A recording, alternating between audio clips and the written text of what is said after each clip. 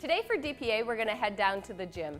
But before we do that, I want you to turn and talk to your partner for 1 minute quickly about what safe participation means. What does it look like when you're participating safely? Okay, turn to your partner now.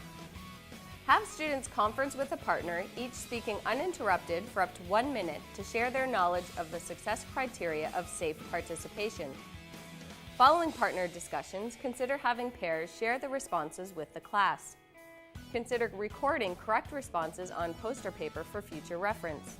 Throughout the lesson, continue to draw students' attention to the identified criteria for success. So now let's head down to the gym. I need you to stand up, push your chairs in, and let's go.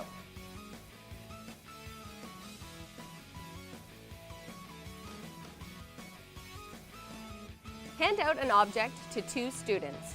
The first student to receive the object, Object A, will be the first leader. That student leads the class in a movement that simulates an action in a basketball game.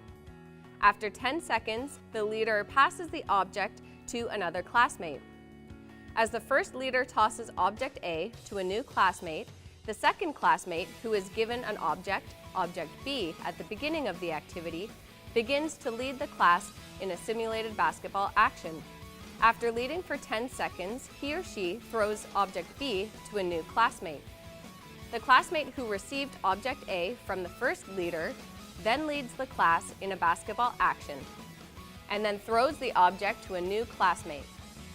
The student who received Object B from the second leader then begins to lead the class for 10 seconds in a basketball action. Continue this sequence for 2 to 3 minutes. Actions could include a defensive shuffle, pretending to take down a rebound, dribbling and/or performing a dunk, a layup, a jump shot, a block shot, a chest pass, or a baseball pass. The purpose of having 2 objects is to provide student leaders with 10 seconds to prepare before leading the class in a basketball-like activity.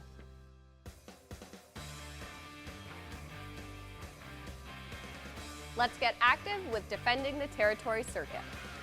Post station cards around the activity area. Spread stations out to minimize interference from other activities. Divide students into groups of 4 to 6 and assign each group a station to begin. Review safety considerations and station activities with students. Start music and have students perform the activities at each station for 45 seconds. Stop music to indicate when students should move to the next station and allow 10 seconds to move. Encourage students to move actively and in different ways between the stations. Consider using the stop, point, and move strategy, where students will stop moving, point to the next station, and move in an active way directed by the teacher. Throughout the activity, remind students of the success criteria identified at the start of the lesson. Repeat the circuit as many times as necessary for the duration of the activity. We'll now cool down with the wave. Students will gradually decrease their heart rate to a resting rate by participating in the following activity. Then students stretch the body parts that have been active through the lesson. Have students run on the spot or around the activity area for 30 seconds and pretend they are dribbling a basketball. Then have them jog on the spot in a defensive position or shuffle around the activity area in a defensive position for 30 seconds.